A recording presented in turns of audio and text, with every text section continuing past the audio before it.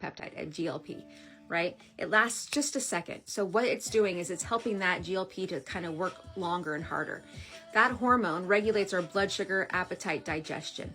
The other dual agonist, which has the GIP, which is a glucose-dependent insulin-atropic polypeptide, that helps our hypothalamus, our reward center in the brain. That helps us feel less compulsive, right? Where we don't feel like we have this food noise in our brain, where everybody is constantly thinking about their next hit, basically. And if you don't have that, you don't understand. These are meant for chronic diseases, right? So they're meant for long-term use for those people that have the disease of obesity.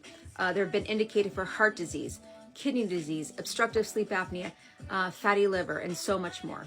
They're being studied for.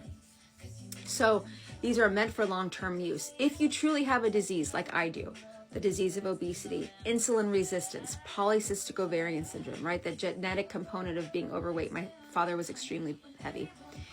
These are meant for treatment, right? So if I were to get off, for me personally, I know my body would revert back. It would. I've been there. I've done lab band. I've done all the things. I've tried everything. My body is not being treated unless I'm on a GLP-1 medication. So for me, I will be on these for life. And it's okay to be treated for life, just like someone who has heart disease is being treated, or someone who has depression and needs treatment because they're chemical imbalance, right? So it's not a bad thing or a negative thing to stay on treatment.